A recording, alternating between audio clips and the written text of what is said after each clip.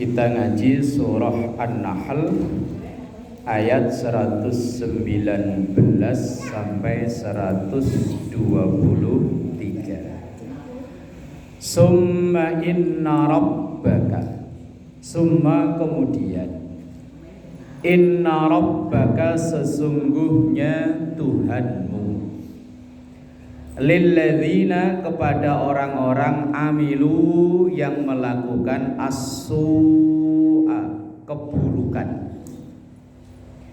bijahalatin karena kebodohan, karena ketidaktahuan. Summa kemudian tabu, mereka yang melakukan kejahatan karena nggak ngerti itu, tabu mereka bertaubat. Mim ba'di dzalika setelah melakukan keburukan-keburukan itu, wa aslahu dan mereka melakukan perbaikan. Inna rabbaka sesungguhnya Tuhanmu, mim ba'diha setelah itu semua, laghafurun zat yang maha pengampun, rahimun dan maha penyayang. Ayat ini menjelaskan bahwa ada orang-orang yang melakukan kejahatan, melakukan maksiat itu memang karena tidak tahu kalau itu maksiat. Orang berbuat kesalahan tapi kalau nggak tahu kalau itu salah, maka orang-orang yang seperti itu diampuni oleh Allah. Kita misalnya yang melakukan ini, pernah saya waktu ngaji bahas masalah haid. Terus wanita yang haid tidak wajib untuk mengqadha sholat, tapi wajib mengqadha puasa. Tapi ada satu kasus, satu kejadian yang misalnya begini. Sholat zuhur sekarang kan jam 12 kurang seperempat sekarang ya. Begitu azan zuhur, ini ada seorang ibu yang nggak langsung sholat. Entah mungkin karena masih masak atau masih sibuk main TikTok, mulai tanggung. Atau kalau mungkin kadang anak perempuan, neng sholat neng, entar mak tanggung mak, ini bentar lagi game kelar umpama. Begitu jam 1 dia mau sholat, menstruasi. Padahal udah ada waktu dari jam 12 sampai jam 1. Begitu jam 1 dia mau sholat, malah menstruasi.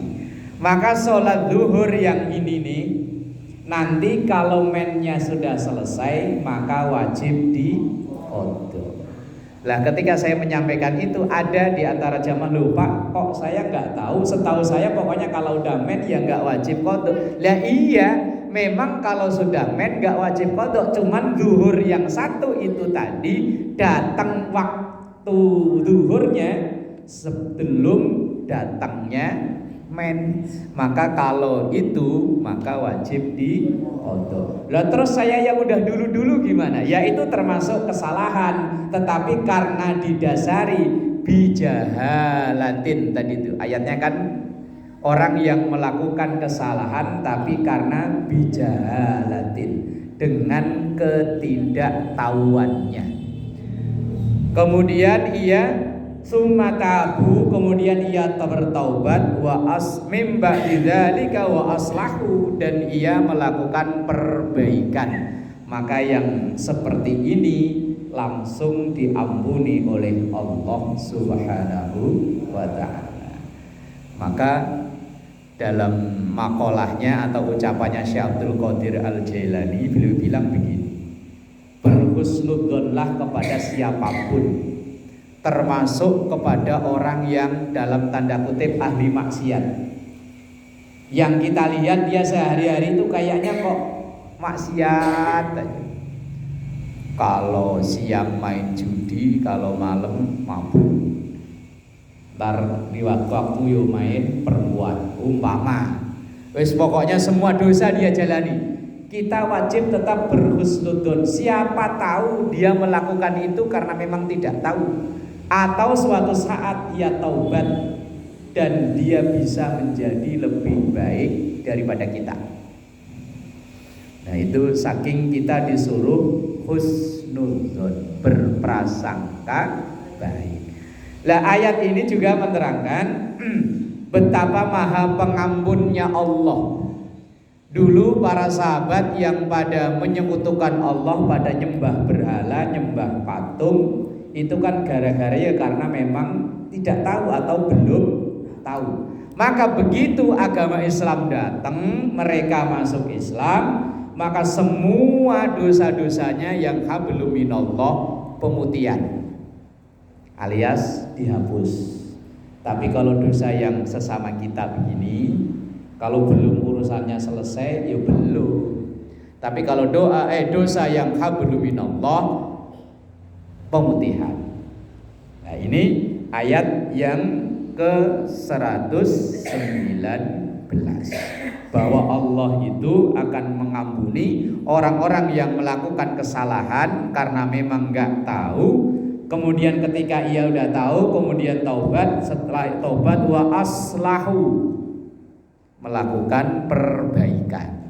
Kalau dulunya nggak mau ngaji, yo ngaji dalam rangka untuk perbaikan itu tadi. Kemudian inna Ibrahim, sesungguhnya Nabi Allah Ibrahim, karena Ibrahim itu ummatan, seorang pemimpin, qanitan, yang tegak, yang lurus, lillahi qanitan, yang istiqomah, lillahi, karena Allah, hanifan, dan tegak lurus. Itu Nabi Allah Ibrahim.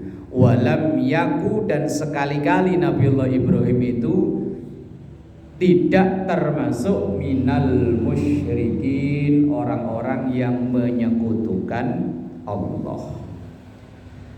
Ini ayatnya nanti ada hubungannya dengan yang 123, bahwa Nabi Allah Ibrahim itu seorang nabi yang luar biasa. Makanya Nabi Ibrahim masuk dalam kategori ulul azmi. Nabi dan Rasul yang wajib kita ketahui kan ada 25. Dari 25 itu ada 5 nabi yang masuk dalam namanya ulul azmi, yaitu Nabi Nuh, Nabi Ibrahim, Nabi Musa, Nabi Isa, dan Nabi kita Muhammad sallallahu alaihi wasallam. Ada 5: Nuh, Ibrahim, Musa, Isa, Nabi kita Muhammad sallallahu alaihi wasallam. Itu namanya ulul azmi. Enggak. Kalau yang terima kitab ya Nabi Daud. Yang ulul azmi Nuh, kalau diurut ya, Nuh, Ibrahim, Musa, Isa, dan Nabi kita Muhammad sallallahu alaihi wasallam. Dan Nabi Allah Ibrahim ini memang perjuangan hidupnya berat luar biasa. Berdakwah ngadepi bapaknya sendiri. Dakwai, nasihati orang tua itu kan si malakama ya. Kalau nasihati anak nggak beban lah. Orang tua kita mau ngomong lu, nah digituin kita kan langsung minder ya. Kamu yang ngasih makan saya, yang gendong saya, nasihatin saya. Perjuangan dakwah terhadap orang dekat, terhadap keluarga itu jauh lebih berat daripada ke orang lain. Banyak orang yang ngomong ke orang lain, berani ngomong ke orang tuanya itu maju mundur, berat. Nabi Allah Ibrahim itu perjuangannya berat luar biasa. Ia menentang berhala, tapi sehari-hari sama ayahnya, sama bapaknya disuruh jualan berhala. Ia nentang patung, tapi sehari-hari ia disuruh jualan patung. Oh itu kan berat. Ya kita nggak suka dengan itu, tapi malah kita jualan itu. Itu kan. Yo, misalnya kita nggak suka nasi uduk, tapi kita jualan nasi uduk. Lalu kalau ada orang beli, Yang jualan aja nggak suka. Lah itu Nabi Ibrahim perjuangannya kayak begitu, beratnya luar biasa. Begitu umur 80 tahun baru turun perintah disuruh sunat. 80 tahun loh Bu. Ini ada yang umur 80 ini? Belum ada ya? Ibu udah ada? 70 kurang 10 tahun. 80 tahun baru turun perintah sunat. Kayak opo ya? Iya mau pakai petel, pakai apa? Kampak. Ya Allah. Menikah, begitu menikah ya puluhan tahun nggak punya anak. Giliran punya anak, suruh nyembelih. Gimana nggak berat? Perjuangannya berat luar biasa. Itu Nabiullah Ibrahim. Maka Nabiullah Ibrahim itu mendapat gelar Khalilullah, kekasih Allah. Syakiron li'an umi. Nabiullah Ibrahim patuh taat pada Allah itu syakiron karena untuk bersyukur. Li'an umi atas segala nikmat-nikmat Allah. Nah, orang syukur itu kan ada 3 cara. Cara yang paling rendah dengan lisan kita, yaitu dengan alhamdulillah. Itu pun kadang berat. Cuman sekedar ngucap alhamdulillah, kalau nggak dibiasain kadang berat. Apalagi misalnya memang kondisinya kita agak-agak sulit gitu ya. Misalnya yang dagang baju kok agak sulit. Gimana Bu dagangannya? Mau ngucap alhamdulillah itu kadang yo. Enaknya kan gitu, sepi. Ini udah berhari-hari, ini cuma nongkrong doang. Nah, iya. Mengucap alhamdulillah itu kalau nggak terlatih berat. Walaupun kayaknya cuma ngucap alhamdulillah. Itu syukur yang pertama. Syukur yang kedua dengan badan. Nah, ibu masih jalan bisa kuat dari rumah jalan ke musola.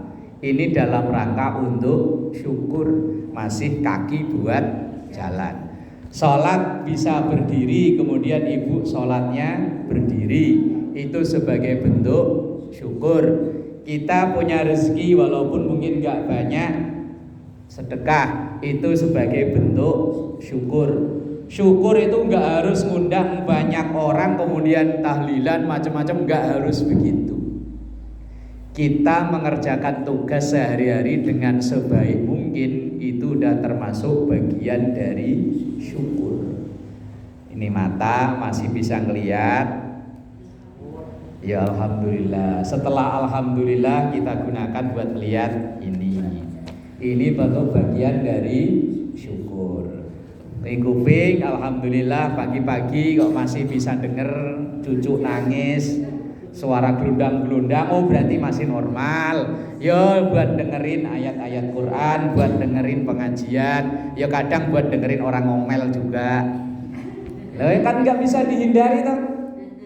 Ya mungkin kita nggak ngomel, keluarga nggak ngomel, wong kita tinggal berdekatan, pepet-pepetan, ya kan bisa jadi tetangga yang saling ngomel-ngomelan. Yos alhamdulillah, mulut bangun tidur kok ya masih bisa dibuka, masih bisa alhamdulillahilladzi ahyana ba'dama amatana. Ingat gak baca itu kadang? Ya kadang ingat kadang enggak ya. Ya manusiawi lah ya. Iya. Lah ya kadang ya ingat, kadang ya enggak, ya biasa begitu. Biasa itu malah. Kalau disuruh inget terus ya bukan manusia namanya. Manusia itu ya ada kalanya lupa, ada kalanya ingat. Wong sholat subuh aja kadang ya 3 rakaat ya. Lah nanya lupa kok. Lah itu bentuk syukur. Syakiron sebagai bentuk syukur li'an umi, dan syukur yang ketiga itu dengan hati. Lah ini yang paling abot. Mulut kadang alhamdulillah, tapi kadang di sini itu masih apa kalau orang Jawa bilang gerundel. Nah, kalau orang sini apa namanya? Masih kayak gitu loh. Sini alhamdulillah sih alhamdulillah, cuman sininya loh. Enggak terucap memang enggak, tapi di sini dan itu kelas yang terberat, tertinggi ya di situ. Terberat. Pertama dengan ucapan alhamdulillah, kedua dengan badan masih bisa gerak, kita bergerak untuk bekerja, untuk ngaji, untuk ibadah, itu bentuk syukur.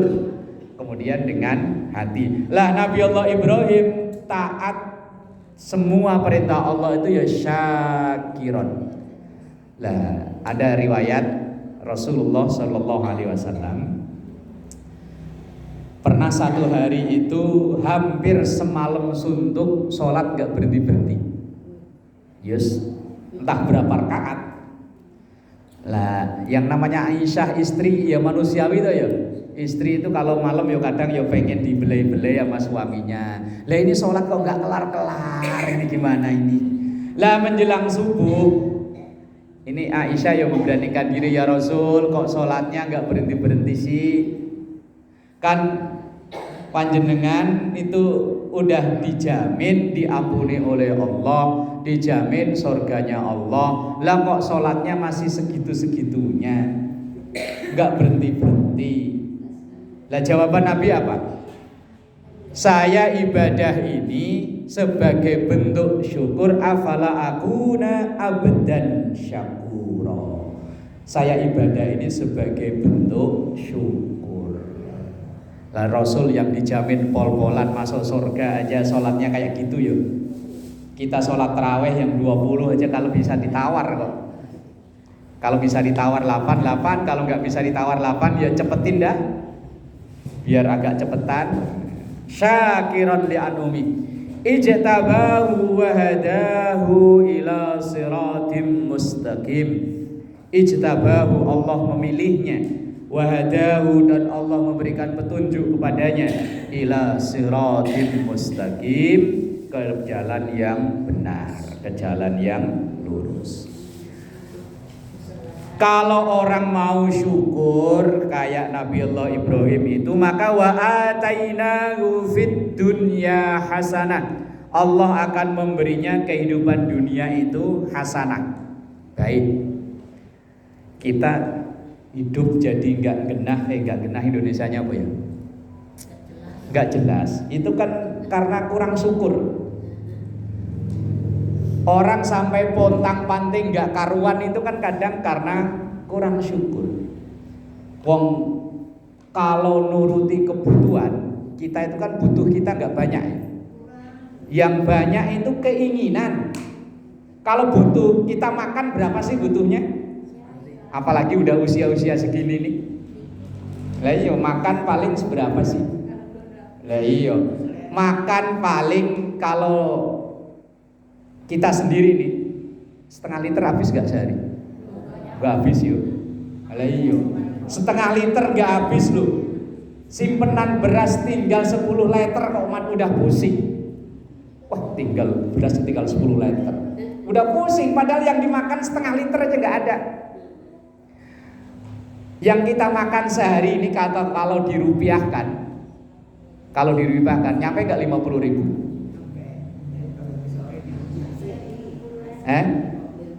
50.000 lah taruh ya. Yang berarti yang kita butuhkan untuk makan kan 50.000 ya. Tapi di kantong ini tinggal ada 200.000 udah ketar-ketir. Padahal yang dibutuhkan cuma 50. Nah, kita itu sering pikiran was-was itu karena nyukupi keinginan, bukan nyukupi kebutuhan. Kalau kebutuhan cuma seberapa? Baju ya cuma ini kan yang dipakai cuma di rumah kerudung kadang sampai 80 biji. Nah, bener ya? Lah iya bener kan? Lah iya. Enggak, yang saya tahu kan di rumah saya. Kalau rumah ibu kan saya nggak tahu. Di kamar itu ada lemari pintu 4. Itu yang 2 pintu itu isinya kudungan semua. Ya Allah, kadang saya tanya, ini kalau model baru masih beli? Masih. Ya Allah. Padahal yang dipakai cuma 1. Anaknya pulang dari pondok buka lemari, udah jam takati, baru dibuka lemarinya. Ya Allah, yes. Itu karena keinginan bukan kebutuhan. Lah orang kalau syukur itu maka akan wa atainahu fid dunya hasanah. Hidup dunianya adem ayem, wis enggak kepikiran yang aneh-aneh. Wa innahu fil akhirati laminas sholihin, dan dia Nabiullah Ibrahim di akhirat dikumpulkan bersama dengan orang-orang saleh. Lah kita pun ya begitu, insya Allah. Summa auhayna ilaika, kemudian kami wahyukan kepada engkau Muhammad, anit tabi millata Ibrahim hanifa, untuk mengikuti agama Ibrahim hanifa, dengan tegak lurus.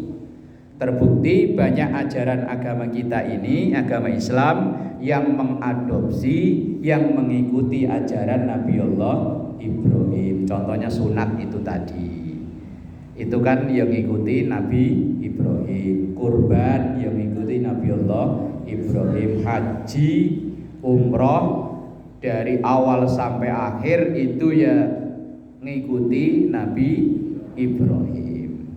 Anit tabi millata Ibrahim hanifa, mengikuti ajaran Nabiullah Ibrahim.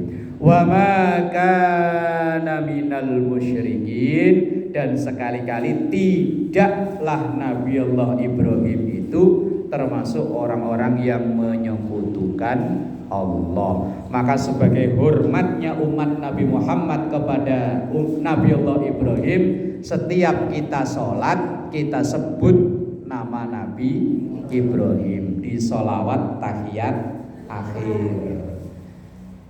Kan tahiyat, sholawat Nabi Muhammad dan sholawat kepada keluarga Nabi Muhammad, dan kita juga ikutkan Nabiullah Ibrahim. Itu sebagai bentuk penghormatan kita kepada Nabiullah Ibrahim, karena betapa banyak ajaran Nabiullah Ibrahim yang diteruskan oleh Nabi Muhammad dan dilanjutkan oleh kita sebagai umat Nabi Muhammad sallallahu alaihi wasallam. Innama ju'ilas sabtu 'alal ladzina ikhtalafu fi wallahu a'lam bis-shawab. Al-Fatihah. A'udzu billahi